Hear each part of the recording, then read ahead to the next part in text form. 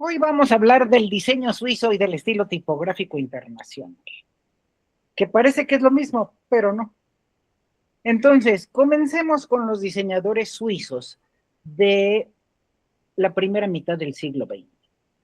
Todos los diseñadores suizos se empezaron haciendo carteles de publicidad para que la gente visitara Suiza, que la gente fuera a esquiar, que la gente fuera en el verano, porque todo el mundo iba en invierno. Y bueno, y tenemos gente muy famosa como Emile Cardinaux, ¿no? Que hizo carteles de todo tipo, también hacían carteles publicitarios, como este. Uh-huh.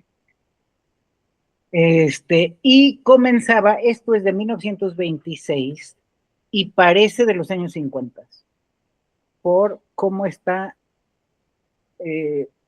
colocada la tipografía. Uh-huh. O este. Entonces, la tipografía, el estilo internacional y el estilo tipográfico internacional comenzó desde la década de los años 20. Uh-huh. Y de ahí se fue ampliando. Tenemos este cartel, miren qué curioso este cartel, que es el águila con la serpiente, pero es suizo.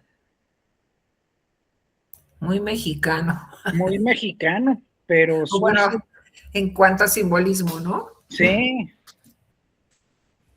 Mexicanamente suizo. Mexicanamente suizo y bueno, de la pintura. Tenemos otro, Herbert Lupin, que hacía unos carteles chistosísimos, muy buenos carteles, como estos anuncios de Coca-Cola. Y lo típico suizo, Nivea, Pantene, cualquier cosa. Vinaca, la pasta dental Vinaca que antes vendían en México. Y estos de abajo, de Paper Mate, que son cuando comenzaron las plumas atómicas, allá por los años 50, que los bolígrafos se llamaban plumas atómicas. Entonces, ahí están. Agfa, Pelican, ¿no? Toda la publicidad de Pepita, de Eptinger, que era un agua mineral, o de Bata, los zapatos. ¿No? ¿Qué hacen los suizos? Relojes y zapatos. Los carteles de Bali, pues ahí está toda la de Eptinger con las burbujas del agua. Y bueno, y llega Herbert Matter. Herbert Matter es el primer diseñador suizo que hace algo internacional. Comenzó con el famoso Sachplakat, ¿no? De los años 20, 30, donde nada más se ponía un objeto, una parte de todo el objeto. Y bueno, carteles para cuestiones de impresión, de Calder y de Klee para exposiciones, y como todo buen diseñador suizo, cartel, publicidad para que la gente vaya a Suiza a esquiar o a lo que sea, pero que vaya. Interlaken. Nosotros conocemos este estilo de diseño como de los años 40, así como pintadito a mano, casi. Estilo muy constructivista con el fotomontaje, y bueno, todas las cuestiones suizas. Y aquí a la izquierda tenemos el cartel original de Herbert Matter de Ve a Suiza a vacacionar. Y del lado derecho tenemos el fusil de Paula Scher para Swatch, copiándose el cartel de, hombre, ya saben, ¿no? Le pudo haber dicho haciéndole un homenaje a Herbert Matter, pero en realidad es que se fusiló el cartel de Herbert Matter para hacer el de Swatch, y como la gente es ignorante en cuestiones de historia del diseño, se lo tragó todo el mundo. Uh-huh. Pontresina, más cosas de viaje a Suiza, y trabajó mucho para la revista de arte y arquitectura, Arts and Architecture, que hacía todas las portadas y a veces los interiores. Y entonces el diseño suizo fue cambiando, fue haciéndose más sencillo, ¿no? Lo importante de Herbert Matter fue que hizo toda la campaña de Knoll, de los muebles Knoll, y los muebles Knoll revolucionaron las oficinas. Entonces, aquí tenemos muchas de las cosas que hizo Herbert Matter para las campañas de Knoll. Eso fue cuando sacaron esta silla blanca, tiene un nombre que no me acuerdo del nombre, y cambiaron el logotipo. Bueno, empezó la marca Knoll, ahí está la silla blanca. Es la Tulip, famosa. Tulip, famosa, exactamente. Y entonces, bueno, Herbert Matter se hizo famoso internacionalmente porque trató todo lo de los muebles Knoll. Y las campañas fueron fantásticas. Así de pedestal y que está en el Museo de Arte Moderno de Nueva York. Y bueno, y por otro lado tenemos a Walter Herde, a quien personas como Luis Arias, Miguel Irata y yo le tenemos mucho que agradecer. ¿Por qué? Porque comenzó haciendo sus carteles suizos, como todos los suizos, visite San Moritz, visite Andermatt, lo que fuera. Pero lo interesante es Swissair, carteles de Swissair para llegar a Suiza, ¿no? Sigue. Nos dio la revista Graphics. Y no solo nos dio la revista Graphics, nos dio los Graphics Annuals al final de cada año. A ver, a todos los jóvenes que no saben que antes del internet la única forma que teníamos de ver lo que se hacía en el mundo era la revista Graphics. Y claro, y comprar cada revista cada mes era muy caro. Entonces juntábamos dinero y comprábamos los Graphics Annuals que salían al final del año. Este es el primer número de la revista Graphics y cada número era totalmente diferente. Este fue el último impreso de la revista Graphics, porque luego la hicieron digital. Y entonces comenzaron a hacer como estas cosas y luego decidieron sacarla con fotografías, ya no con ilustraciones. Entonces aquí tenemos algunas portadas del Graphics Annual. No tengo idea cuándo dejó de salir el Graphics Annual, pero era fantástico porque traía todo lo que se había publicado durante todo un año o dos, porque salía al final del 67 y era el 67 y 68, y venía de cada uno de los trabajos publicados, venía el diseñador, el director de arte, el cliente, la empresa, para quién fue hecho, de qué país, cómo se imprimió, todo venía en 3 idiomas. Alemán, francés e inglés. Y entonces, bueno, yo cuando doy esta clase le llevo mis Graphics Annual a los alumnos y no lo creen.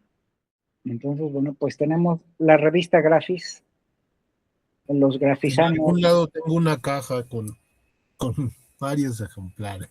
Ah, sí. Sí. Pero estaba pensando que habrá sido como por el 2000 que se dejó de imprimir, porque sí todavía... Puede ser, mira, aquí tenemos una... Lo que pasa es que salía la revista, pero yo, a lo mejor, no lo sé. No sé si fue cuando comenzó el internet. Puede ser que haya coincidido con eso. Puede ser, porque luego empezaron a hacer estos anuarios que ya no eran como los Graphics Annuals, que son bastante feos en comparación de lo que eran los otros. Y bueno, podemos ver todos los ejemplares de la revista en línea. Eso sí está fantástico. Wow. Y bueno, y también hizo anuncios para todo tipo de empresas. Bali, zapatos, bata. Ujú.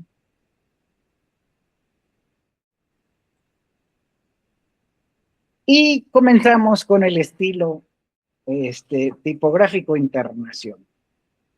Comenzó como sus objetivos eran ser sencillo, tener una claridad gráfica, una legibilidad y una objetividad, ¿no? Sus características principales son que hacían los textos asimétricos como los textos que había hecho Jan Schichold en su publicación de la nueva tipografía allá por los años 20 y comenzaron a poner los textos en unos cuadros porque todo se empezó a trazar de una retícula. Uh-huh. Y la tipografía sin patines. Entonces aquí tenemos el sistema de retículas, ¿no? Cómo se iba definiendo el espacio que se iba a usar. Y eso le dio una uniformidad que para mi gusto a la larga llegó a ser aburrida. Porque ya no había sorpresas. Todo era exactamente igual. Uh-huh. Entonces, la sorpresa de esto era la ilustración.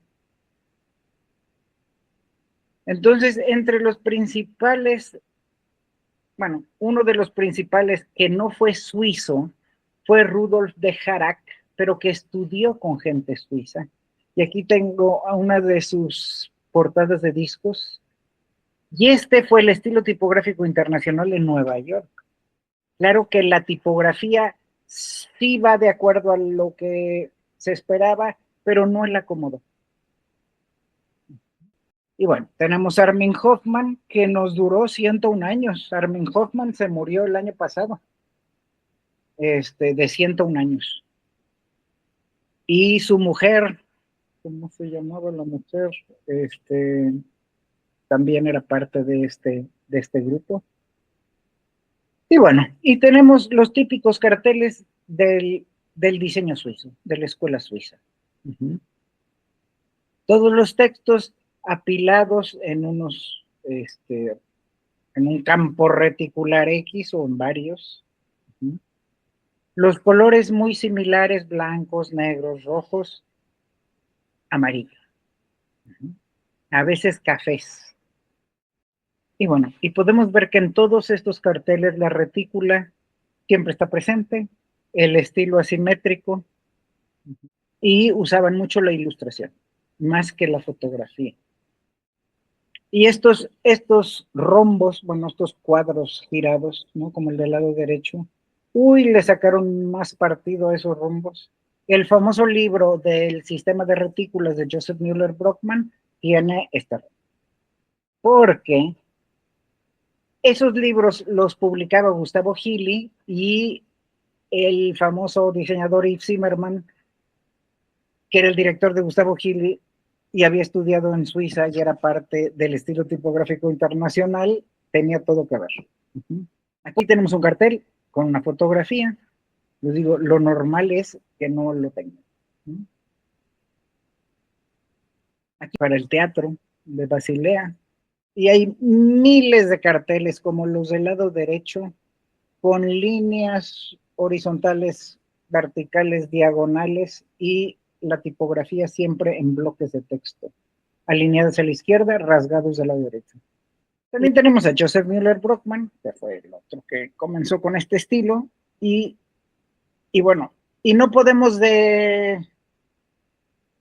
decidir cuáles son los carteles de Müller-Brockmann y cuáles son los carteles de Armin Hoffman, porque son muy parecidos. También Joseph Müller-Brockmann escribió un libro de retículas en 1961, pero hubo otro libro de retículas que escribió uno de los directores de arte de Nueva York. Y la verdad es que nunca me he fijado en quién escribió el libro primero. Y bueno, diseño editorial, hombre, tan famosos que todavía le seguimos enseñando a los alumnos diseño editorial como si fuéramos diseñadores de los años 50. Cosa que todavía no acabo de entender por qué, pero bueno. en eso así estamos. Y de hecho, de este asunto de la escuela suiza y del estilo tipográfico internacional, salieron una gran cantidad de diseñadores que estaban a favor de este estilo, ¿no? Como Massimo Vignelli, por ejemplo. Y no sé si alguna vez han visto la película de Helvética, que están los que están a favor y los que están en contra. Y los que están a favor son gente mayor que fue parte del estilo suizo, y los que están en contra son gente mucho más joven, que bueno, hoy en día no son tan jóvenes, pero que están totalmente en contra. Entonces, vean cómo no podemos distinguir entre los carteles de Armin Hoffman y de Joseph Müller-Bergman. Aquí tenemos, este es el libro de los carteles de los conciertos, pero igual es el de la retícula. Luego se pusieron creativos y entonces en vez de hacer retículas, ¿no? De 90 grados, empezaron a hacer cosas circulares. 1000 carteles para música viva, para el teatro, para la ópera. Este de film fue muy famoso, de Justin Miller-Bergman, de Beethoven. Manual de identidad corporativa, muy del estilo suizo, más carteles. Y bueno, Emil Ruder, que es más famoso por haber escrito su libro de tipografía que por su diseño gráfico. El libro, este es el alemán, pero el de inglés es rojo, y el de español no sé de qué color es. Sí, era un amarillo clarito, el de Era Gustavo amarillo. Gili. Sí, yo me acuerdo que era de otro color, pero... Sí, amarillo clarito. Entonces había negro en alemán, rojo en inglés y amarillo en español. Y bueno, estos son los carteles de Emil Ruder. Y entonces, ¿de dónde comienza todo esto? Pues de los años 20. Empezó un poco con la Bauhaus, empezó un poco con el uso de las tipografías sin patines, empezó, ¿no? Fueron muchas cosas que con los estilos artísticos, las corrientes del arte también, porque toma elementos de todo lo que fue pasando antes. Vean cómo los carteles son un poco diferentes, ¿no? Los de Emil Ruder. Y bueno, y aquí tenemos carteles suizos. Pues no hay uno que digas, uy, cómo sobresale. ¿O sí? Muy similares, fue un estilo que como comenzó después de la Segunda Guerra, tuvo mucha difusión, porque justo estaban en Europa tratando de ver qué pasaba con la guerra, con los ganadores, con los perdedores, con esto, y fue un estilo que se fue difundiendo de poco a poco. Ahora, características de este estilo son la tipografía helvética de 1957, y que la hicieron en una fundidora. Y bueno, y no fue algo planeado, muy pensado. Sacaron la helvética. Bueno, cuando cumplió los 50 años hicieron un concurso de todo lo que, ¿no?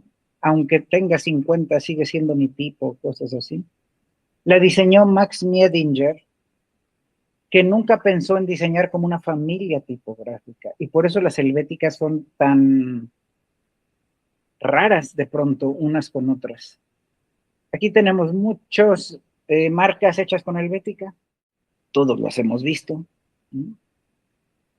Y la letra Univer, que Adrián Frutiger sí tuvo un plan y la trabajó del 54 al 57. Y no solo pensó en una letra como Max Miedinger, pensó en una familia. Aquí tenemos la familia de la Universe. Comenzó con la 55, que era la letra más estándar, digamos, ¿no? Con eje vertical, peso medio, y entonces cada vez que se va haciendo hacia la derecha, se van haciendo más condensadas, hacia la izquierda son más extendidas, hacia arriba son más blancas, ¿no? Light, y hacia abajo son más gruesas. Y entonces, lo que pensó fue que esta familia tenía espacio para crecer. Y ya fuera que él no le hiciera los siguientes tipos, el que lo hiciera tenía toda esta pauta para seguir diseñando hacia donde quisiera. Entonces tenemos las 21 variantes originales de la Universe. Ahí tenemos la diferencia entre la Universe y la helvética. ¿Todo el mundo sabe cuál es la diferencia primera que salta a la vista entre la Universe y la helvética? La pata final de la A minúscula. Esta pata de la A minúscula estorba para hacer señalizaciones o hacer letreros muy grandes. Mientras que la Universe tiene una A más recta. Ahorita veo si tengo aquí. No, tengo Gs. Pero lo primero que te salta a la vista es la pata de la A. Es más simple en su construcción. ¿Mm? Es más simple en su construcción. Sí. Te digo, no estuvo tan pensada como la Universe. Aquí tenemos la helvética y la Arial. Fíjense cómo la Arial, que me parece horrorosa, ¿no? Es como wannabe. La pata del Arial está más metida que la de la helvética. Y lástima que no tenemos aquí la Universe también para que veamos que es derecha. Entonces, para hacer señalizaciones es mucho más legible y fácil de acomodar una Universe que una helvética. O una Arial que una helvética. Y bueno, ahí tenemos helvética y Arial.